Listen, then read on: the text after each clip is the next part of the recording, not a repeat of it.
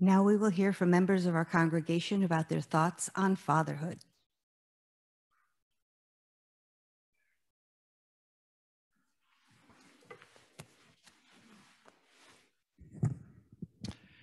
Hello, I'm Greg Holworth.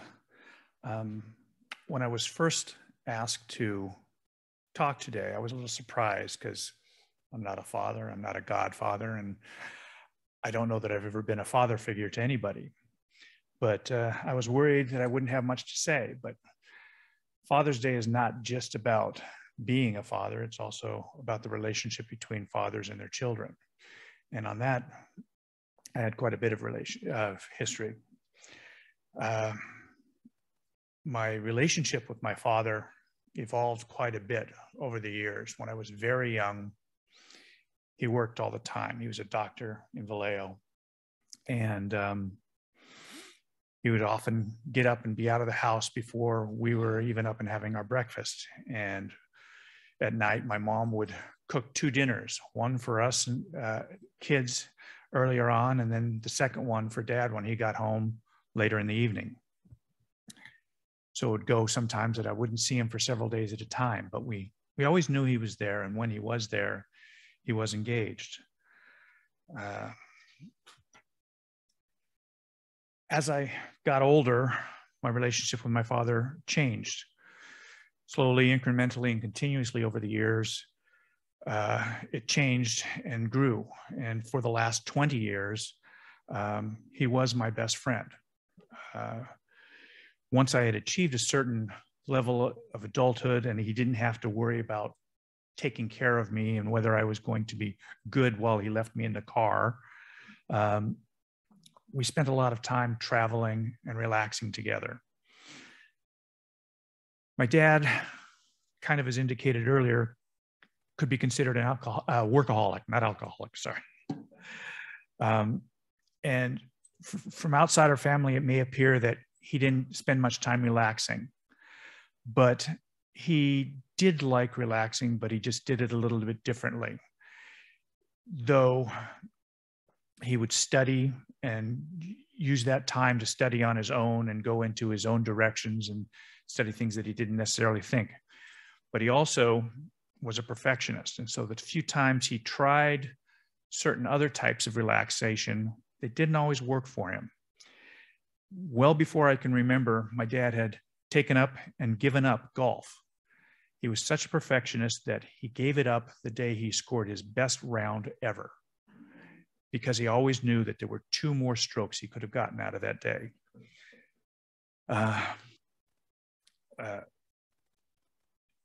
My dad loved to go for walks, and he would kill to take the family out for a Sunday drive.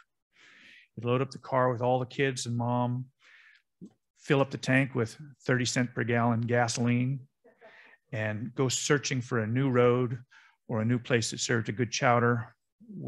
That would make the weekend for my dad.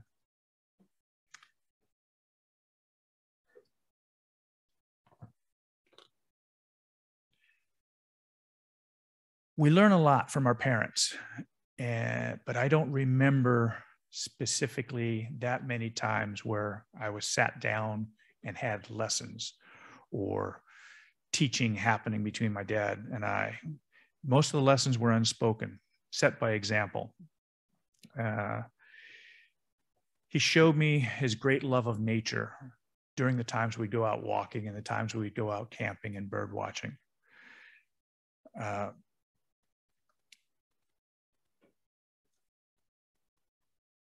I got my first lessons in stewardship from him, because when we'd be out in the wild doing things, we'd stop and we'd have a snack or we'd camp for the night.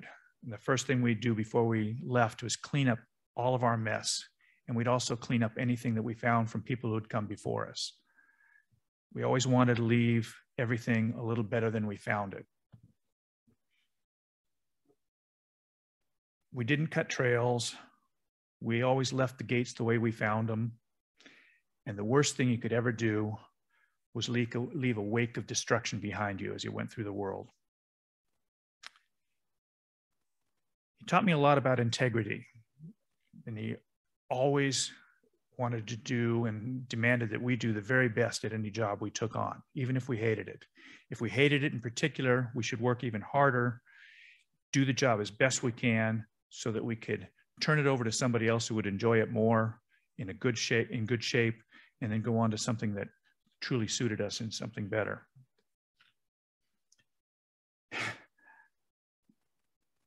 Probably have all heard of the Peter Principle. This was something my dad hated. He hated seeing people who had risen to positions of authority based not on their skills and abilities, but just their time at a job or who they knew. Particularly if that person ended up being sanctimonious or arbitrary in the authority as they gave it out. He hated liars, but he also understood how hurtful the truth could be if given without tempered with compassion. And I learned a lot from him, and this was definitely one of the lessons I learned by example and not specifically teaching to me, about tolerance in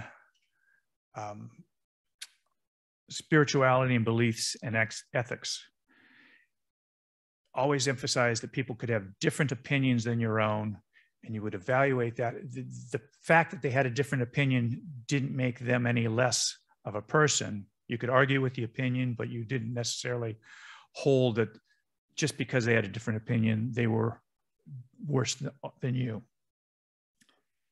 This was true of religion and politics, and to a certain extent, ethics.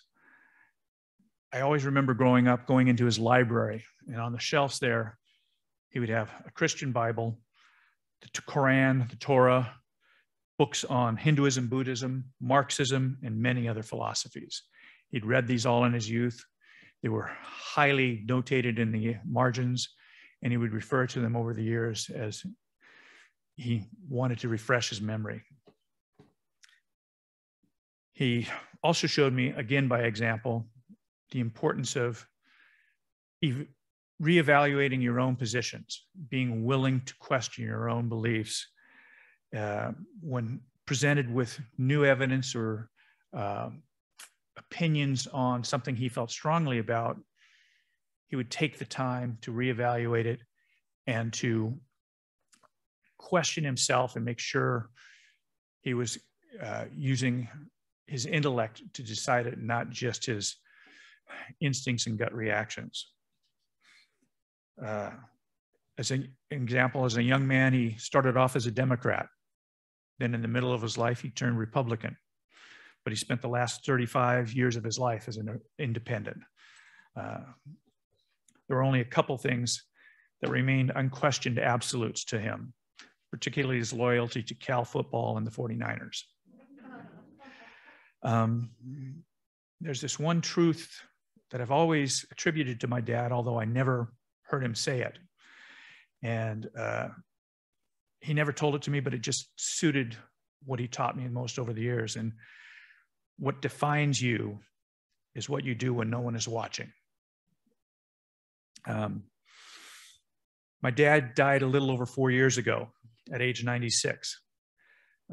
2 days before his death, he and I attended the funeral for a longtime friend of his, who also happened to be a Catholic nun, a geology professor, and a fellow docent at the California Academy of Sciences. They were friends who spent many, many years friendly arguing over aspects of faith and science. They loved each other very much. I think of my dad often. I have a very small compass next to where I get up in the morning. It looks a little like a pocket watch as a flip top. And it was the compass my dad had with him when he went to the very first National Jamboree for the Boy Scouts in Washington, D.C. back in 1937. It's not a fancy one. It doesn't have all the extra markings to help you truly be a pathfinder or get around, but it will show you the north. And it'll show you the cardinal directions. And it can't help you exactly telling you where to go, but it always gives you a point of reference to show you where you're starting from. And that's one of the things I think I got most from my father. Thank you.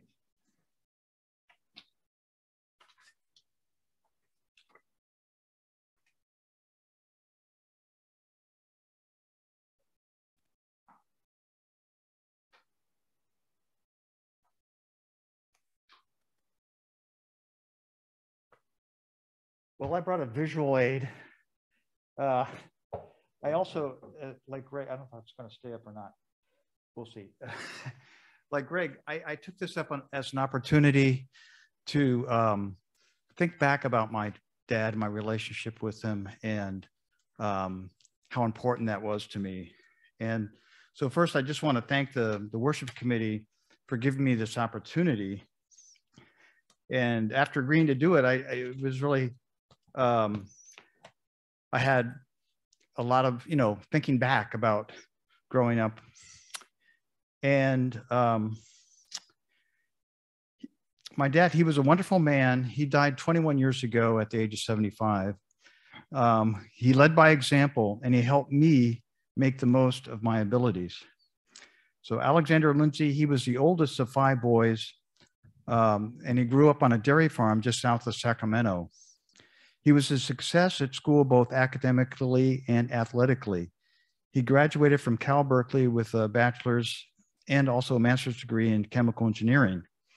He was excited about the potential transformative use of nuclear energy for electric power and attended nuclear reactor school in Oak Ridge, Tennessee in the 1950s. He worked for Kaiser Engineers for his entire career, based in Oakland, but he had also assignments in Japan, Oak Ridge, Tennessee, and Richland, Washington. I'm the second of 4 kids, second oldest, and we all looked up to my dad. He was the clear leader of the family. I don't recall having long conversations with him, but he set an example of how we should behave. He did let us know if we were screwing up, maybe raising his voice, but we could tell by looking at him that we had done something wrong. The number one value that he taught us was fairness. He treated us equally, maybe with some different expectations based on age. And actually, I should say, we had 2 boys and 2 girls in our family. And so, it was sort of a gender neutral type upbringing. We were expected to be fair with our siblings. Honesty was another very important thing, very important to our family. He also stressed the importance of following through with our commitments. If you're on the swim team, you don't skip workouts, or if you join the band, you need to practice at home. My dad enjoyed camping and fishing, which we did every summer. When we got older, he went backpacking with my brother and I on Boy Scout trips. Then later, we took annual family backpacking trips. I'm so grateful to him for leading these family adventures. I still love hiking and backpacking. I think my dad had high expectations for us, and he wasn't the type to share a lot of positive feedback. Thinking back, I think the highest praise I got was when he told me to carry the extra food and the fuel bottle for our family backpacking trip, knowing that I could carry a heavy load. Now I'll share a couple stories about my dad. I still remember the one time I lied to my dad. We were, when I was maybe 8th grade, he had planned an October weekend trip to Polydome Lake in Yosemite with my brother and older sister would also be going. On the Friday before we left, he asked me if I had any weekend homework. No, I lied. There was no way I was going to miss that trip. I figured I could finish my book report on Althea Gibson's biography when I got back on Sunday, even if I needed to stay up all night. When he found me working on Sunday night, after a return, he confronted me about the lie. I'm sure he understood my motivation. All he said was that he was disappointed with me, and that was devastating punishment. The second story is from a backpacking trip that we took with my dad, and he went and I was about 20 and he was about 50, and also my sister and her boyfriend came on that backpacking trip. And the first day we had to cross this swift river, and there was a fairly narrow log that spanned the river, but we had, the trail went on the other side of the river. So I looked at that and I think I was in the lead then, and I didn't want to fall in the river, so I sort of awkwardly climbed on the log and inched my way across with the pack on my back, and my sister and her boyfriend followed my lead. So my dad didn't say anything, but he just he walked across the log and without a bobble, and but you know, didn't show us up or anything. It was just like, this is why I'm doing it. So I do have a great regret that as an adult, I didn't feel very close to my dad. I think I was still working to gain his approval, and I felt I never quite got there. Fortunately for me, I ended up having a great relationship with my father-in-law, Maggie's dad, Ron. Ron and I worked on home projects, and he taught me many things about plumbing and carpentry. He was a patient teacher, although I don't think that was true for his own son. So, you know, it's just the way life works. He could teach me in a way so that I didn't feel criticized. We also had great discussions about politics, economics, and thermodynamics. I felt like I could just be myself with Ron. He did give me positive feedback. He also gave me advice, but I didn't feel pressured to necessarily follow his advice. So I feel blessed to have had two great role models about how to be a father. I have tried to take the best from both men in my relationships with my son and daughter. Thank you.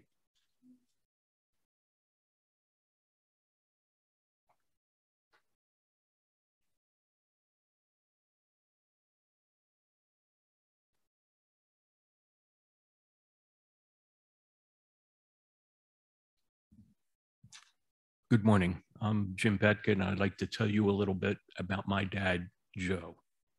And he was a regular Joe, one of the millions of Depression-era American men who lived ordinary lives, working hard to provide for their families, trying to give their kids better lives than their parents had.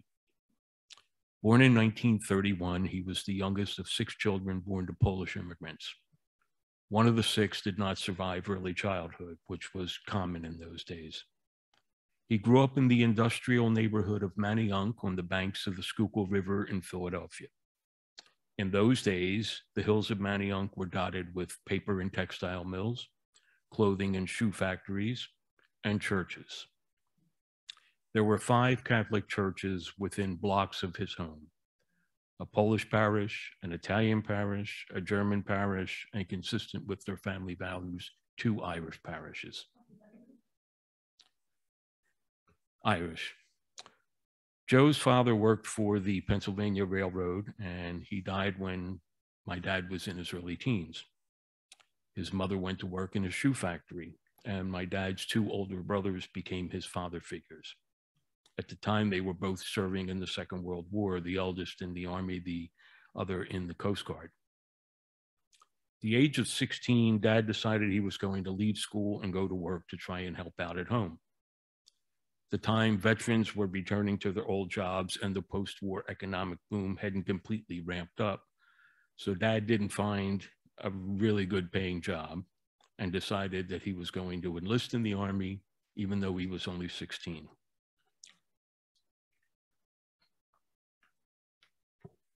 He altered the date of birth on his baptismal certificate, presented himself as a 17-year-old with his mother's permission to enlist.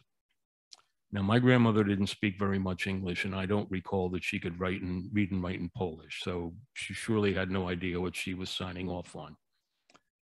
Dad went off to the Army, and everything was all well and good until the truant officer paid my grandmother a visit, and she directed them to wherever Dad was stationed. He was discharged, sent home, and enlisted again when he was of legal age. In June of 1950, he was finishing a year of foreign duty in Japan, waiting for travel orders back to the States when the Korean War broke out. Instead of heading stateside, he was part of the first waves of US troops in Korea. After some months in combat, President Truman extended all enlistments by a year, and everyone thought they would be serving for the duration. He was wounded twice. He had a shrapnel wound that was treated at a field hospital, and he was returned to combat. He later took a bullet in the leg and was sent back to the States. He finished his enlistment at the rank of Master Sergeant and was discharged with a partial disability. He returned home, got married, made 3 contributions to the baby boom. I was the middle. My mother was a stay-at-home mom, and my parents were married for 56 years when she died. Dad went to work in the aerospace industry and was active in the UAW, serving as shop chairman for many years. He was at one plant for 27 years until it shut down, and worked a few more years at a Boeing facility before retiring. Now, in the late 1960s, I was in my early teens, and Vietnam was on all of our minds at that time. Even though I was still a few years away from draft age, I was nervous about my future. And I had heard many people call my dad a war hero as I was growing up, but he told me that was not the case. He was really just a scared kid trying to stay alive. The Army started out as a job, turned out to be a pretty good job. Dad thought he was a pretty good soldier, and at one point he had considered being a lifer until combat became a condition of employment. Now, he couldn't avoid the battlefields of Korea, but he told me that he hoped combat in Vietnam would not be part of my future. He wanted me to have that better life than he had. It would be my choice, but if I decided to take his advice, I would evade conscription, and he would drive me to Canada if necessary. When I was 17, I got into some very serious trouble. I had been arrested and I was expelled from school. We were hoping for an outcome of probation, as it was my first offense and I was still a juvenile. And Dad pulled a miracle out of the air. He saved my sorry butt in a very traditional Philadelphia way. He knew somebody that knew somebody. He called a friend, charges were dismissed, and I got a second chance, thanks to Dad. Now, he was clearly disappointed in me, and he made sure I knew how much of a lucky break I got. And he wanted me to learn the lessons of this experience. If I had been arrested a few months later, I would have been 18 and tried as an adult. Probation still might have been the best outcome, but Dad didn't have a friend to call for an adult. And my life might have gone in a very different direction. Now, he pointed out that if the Korean conflict had broken out a month or two later, he would have been back in the States and probably never served in combat. And he might have continued and been a lifer and might have ended up being part of that first wave of military advisors that we sent to Vietnam in the late 50s. So the advice was, deal with what comes your way as best you can, learn from your mistakes, try not to repeat them, and keep trying to move forward. Now, after I got my high school diploma, Dad helped me get my first real job in the aerospace hydraulics plant that he worked at. As the union chairman, he could call in a favor or two, and this time I was the guy that knew somebody that knew somebody.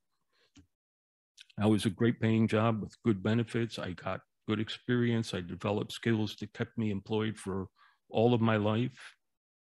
Having a good job allowed me to path to home ownership when I was still in my 20s. It gave me an opportunity to attend tech school, where I learned machine shop practices and mechanical drawing. And these were my first steps into the field of engineering, where I would work the rest of my life. So you could say I did have a better life than my parents in many ways. I had a normal childhood. We didn't want for much. I had the blessings of my family for many years. My parents lived fairly long lives compared to their parents. My mom was in her mid-70s when she died, and Dad was 80. As an adult, I was rarely out of work and never suffered significant economic hardship.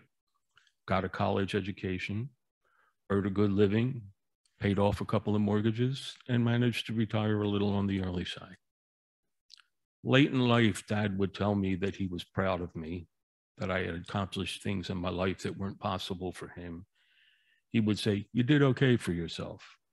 And I would always tell him that I didn't do anything by myself, that none of those things would have been possible for me without him.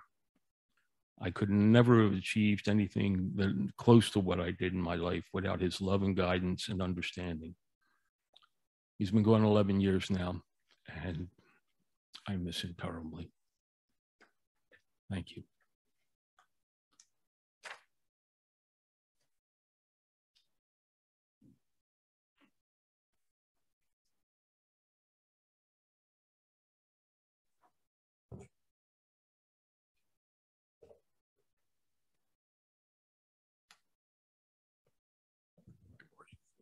Well, I guess it's just afternoon. I'm Paul Ligda, and when I first had to think about this presentation, I was thinking about my relationship with my father. He was an Eagle Scout, Cal Berkeley grad, World War II veteran, and he taught math at the high school level for a living. Although my recollections of it, he was always working. So during the summer, you'd always find another job. And I remember during the Christmas break, he always worked at the post office. He was always working. I remember him particularly as being multi-talented. He could do anything. I don't know how many of you ever saw your father reupholster all the furniture in your house. He could do upholstery work. We had termite damage at one time to our house. He fixed it himself after he got home. Every night he'd go down there and do whatever it needed to hoist the house up and replace the timbers that had been compromised by the termites, and fixed it. He took an old washing machine once, removed the wheels, and made a little wheel thing for our garbage can. We were the first people in the neighborhood who could roll our garbage can out from where it stood out to the curb for the, yeah. And the other thing is that as a World War II veteran, after the war ended, the United States had about 60,000 Jeeps on their hands that needed to get rid of. So they opened it up to veterans could go buy a Jeep. So he went up to get a Jeep of Sacramento. I remember going with him, and we were looking out at this field. It's just Jeeps as far as you could see. And they all looked the same. They were all just Jeeps and dusty. And we'd walk up and down looking for the best Jeep, and I couldn't tell the difference. And anyway, he finally got the Jeep. Now he takes the Jeep. We're living in San Francisco. We come back to San Francisco with the Jeep. We lived in the Richmond district, which rarely saw a sunny day before the afternoon. It was always foggy in the morning. What are you going to do with a Jeep? You can't take it anyplace, it's open. So he built a top for that Jeep out of canvas and some kind of wood and put it on there. And I can't recall the number of times, but it was numerous, that we'd be out in that Jeep and people would come to him and ask him where he got it, so they could buy one too. And he'd just say, well, I made it because that's the normal stuff that he did. Thinking back, if he had a business mind at all, he did not. He could have made those rollers for garbage cans, or he could have made these Jeep tops and probably made quite a bit of money. Yeah, but I said that was not his mind. I remember him as being quite frugal. Maybe that was part of the thing. He did everything himself. He wasn't going to hire someone to fix the termite damage. He could do it. He would not pay to park. That's what I remember. So a lot of our time together was spent walking from where he found a free place to park to our ultimate destination. And the topper is, one year when Cal was in the Rose Bowl, someone gave him 2 tickets to the Rose Bowl. We're living in San Francisco. And so he said, I'll take you to the Rose Bowl. Wow, time together, this is really something. So my dad's way of doing this is to make it a day trip. We get up in the middle of the night and we're going to drive to Pasadena from San Francisco. The trip did not begin well. What I remember was we had to go down 19th Avenue in San Francisco to get out of the city and onto the road. And he was hitting every red light. He had to stop, and he's kind of muttering to himself. There's no one going across. I mean, he could have gone through all the red lights. It would have been fine. But yeah, so we finally get on the road. We drive down to Pasadena. We park in this huge lot, and here I am, a kid, the Rose Bowl. Cal's here. This is great. You know, this is a wonderful time. So we go to the game, and it's about the middle of the fourth quarter, and he said, okay, let's go. Go? This is a great game. Yes, we're going to go. I need to get out of here before the crowd so we can get back on the road and get back to San Francisco. Oh my God, you know, well, I'm just a kid. What can I do? So we go out into the parking lot and he can't find the damn car. And so we're walking up and down looking for the car. There's 4 cell phones. All of a sudden, there's this huge roar that emanates from the stadium. We don't know what the hell happened. And we can't find the car. We're walking up and down, looking, and finally the crowd starts coming out. The game is over. We learned that Cal had lost. The roar was apparently when they, I think it was Ohio State, I don't really recall, kicked the winning field goal, which was maybe 2 minutes left to win the game by 3 points. Well, anyway, long and short of it is we can't get out of the lot until all of the people go and we can finally see more of the cars. We finally find the car and off we go back to San Francisco. So I don't know, maybe it took a little over a day, but we didn't have to pay for a motel. That was my dad left home when I was in junior high. I remember he came to a graduation dinner. My mom, sister, and I were at a graduation. He came to the dinner. Maybe he came to the ceremony, but I didn't see him. And he gave me 50 cents, congratulated me, and left. I didn't see him or hear from him again for 7 years. They just gone. And I do not recall, and I've been racking my brains of missing him at all. He's just gone out of my life. In 1955, when I was just about to start my last semester at San Jose State to graduate, he called me and said he and his wife were going to go down to Mexico during the summer and take some courses at San Miguel de Allende Institute. Would I like to go?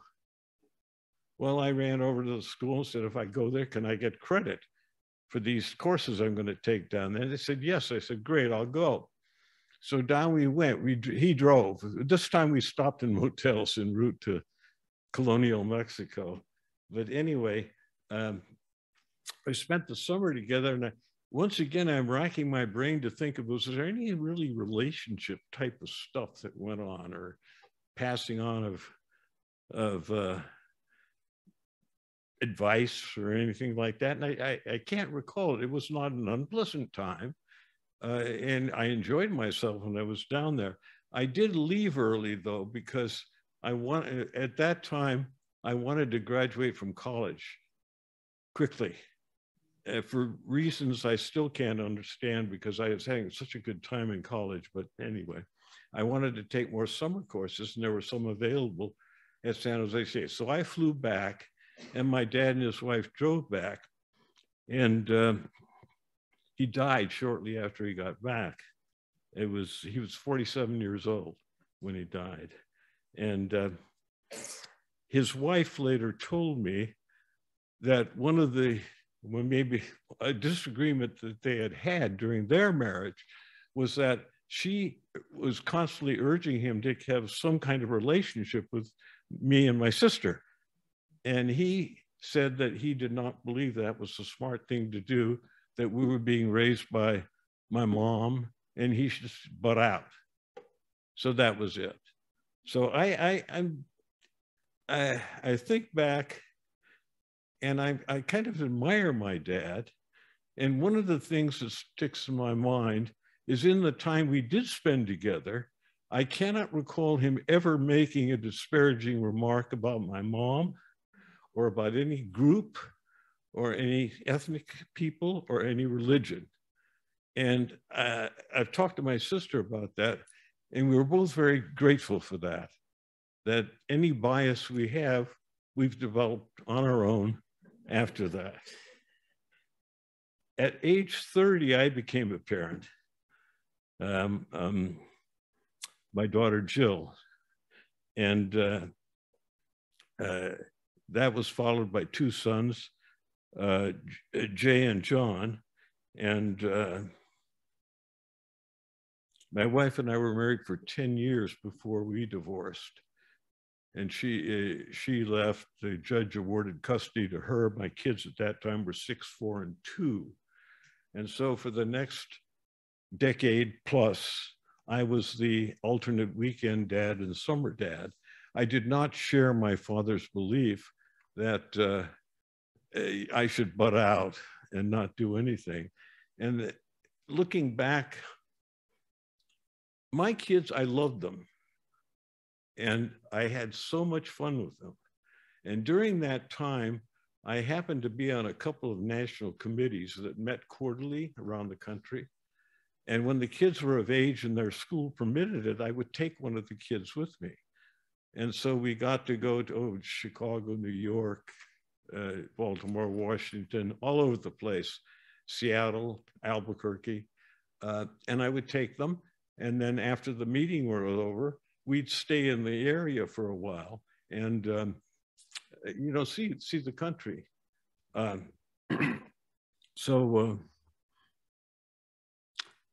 The other thing that I did was the judge required me to provide the transportation from Santa Clara, where their mom and they lived, and Vallejo. And I would get off work on Friday, drive down there, and then back with the kids. By the time I got home, I was not fit to be a parent or to be with. I was tired, exhausted, and it was not fun. So I learned to fly. And then that took 2-3 months or something. But anyway, then I could fly down to San Jose, pick them up, fly them back, fly over the traffic. It was great, circling over, looking at these cars that were just crawling along the freeway, and I'm in the air. And it was fun. So I had a lot of fun with them. I'm proud to say that I have a very good relationship with all three of them today. And, you know, they'll probably see them all this afternoon, right? Okay. The other thing is that later I remarried. Ann and I, in 1994, took in Brandy. We later adopted her. This was a golden period of my life. Ann had retired, so she did just volunteer work whenever she felt like. She was a stay-at-home mom and loved it. I had a limited law practice, which I ran out of my house, which I could adapt the time, anything I wanted. And we made trips together. By the time Ann died, Brandy had been to 90 countries and on all the continents. And I just can't say how much fun that was. It was one trip after another. Brandy did well in school. It was great. Ann's death in 2009 came after a short illness. And I can remember there was a period after her death that I was dysfunctional and I was not adhering to Brandy. Brandy was suffering her own way. She was 15 at the time. And we had a rift that later was repaired. And a few years ago, on Father's Day, she gave me this collage that I'll put in front of you, of which I'm very proud, and which has given me inspiration from time to time when I think I needed it. Thank you.